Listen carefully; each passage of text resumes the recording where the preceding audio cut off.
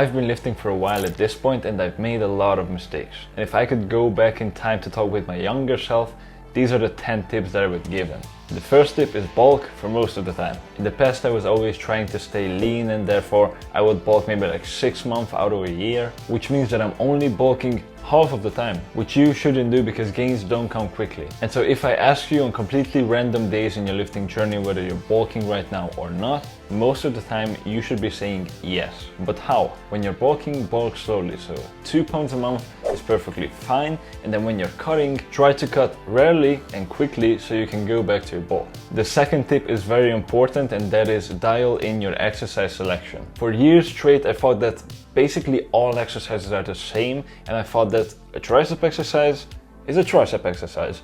But turns out, no, because some exercises are just simply better than others. And so what you should do is research, pick good time-tested exercises. You can watch tier list videos to find those good exercises, and I will also list a couple here that are my personal favorites and that I deem good. The third, don't program hop. Shiny object syndrome and the fear of missing out is so prevalent in the fitness scene.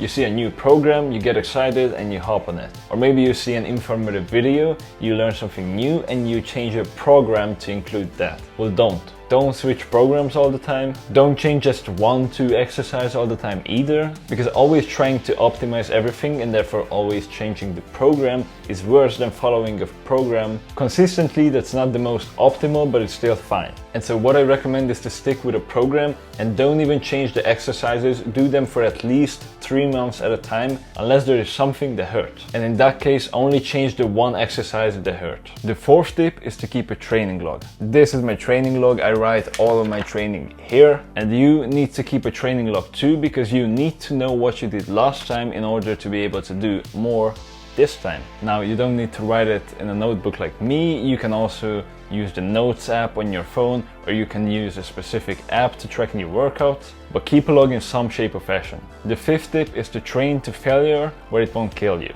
So keep a rep or two in reserve on squats, deadlift, good mornings, bench if you don't have a spotter, leg press if you do leg presses. Just use common sense. If something will fall on you and kill you when you don't have a spotter and you don't have a spotter, don't go to failure on that, go to failure on everything else. Oh, but I heard going to failure is bad for you. First of all, no. Second of all, you're still a beginner, so you have no clue how to estimate RPE. So if you will try to keep like 2 reps in reserve for whatever reason, you will end up actually keeping like 4 or 5 in reserve. So just go to failure. The sixth tip is do progressive overload, but do not over obsess about it. Add either reps or weight where you can, because your muscles will get stronger and you need to keep challenging your muscles in order for them to grow. But don't stress if you can't add anything to last workout's performance, and especially do not skew your training around progressive overload. Don't start ignoring isolation lifts like bicep curls and tricep extensions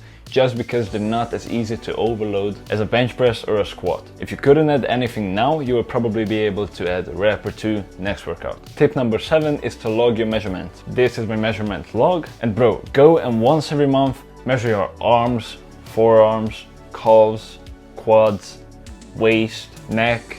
You can also measure your chest and shoulders if you want to. I personally don't do that. And body weight. And if one of your measurements is not going up for several months straight, you're doing something wrong. And chances are you won't even notice it without this. 8. Focus on progression instead of volume. I know that fancy fitness influencers convince you that you need a fuck ton of volume in order to grow muscle, but that's simply not true. And as a beginner, you don't even need a lot of volume. So instead of doing 10 sets of bicep curls in one workout distributed over 3 exercises, do 1 bicep exercise for 3 sets and progress on that every week. Number 9 is to do both caveman and optimal exercises. What I mean by that is a caveman exercise would be something like pull-ups, overhead press, a V-bar push down, squat, whereas an optimal exercise is something like a cable lateral raise with handcuffs or a one-arm cable D-handle push down. Because while yes, these optimal exercises are really good for growth, they alone will not make you big because there's absolutely no loading potential. Like, how much weight are you going to use on a cable lateral raise? Well, not that much. And also you will only be able to increase the weight once in a blue moon, because since you're doing like 10 pounds and the next is 20 pounds, the jump is way too big, So if you can do like 15 reps on 10 pounds, you switch to 20 pounds and it's double the weight, and you will be able to do like 2 reps, which is not very effective, obviously. And so you need these Oonga Boonga Caveman exercises as well. They will basically push progression also on your optimal exercises, and the balance of these two types of exercises should make everything better. And the last tip is to forget the small dick mentality. The black pill and the belief that you cannot get big and you can get shit done naturally has become very popular these days, and it's not true. And even if it were true, it's not getting you anywhere. Even if it were true, if you were to believe that you can get 18-inch arms naturally, versus if you would believe that all you can get is like 16-inch arms and 315 bench, then chances are with the second mindset you're not gonna achieve as much as with the first one. But this whole black pill shit is not even true. Like, just look at all the big naturals on YouTube. Natural Hypertrophy, Alex Leonidas,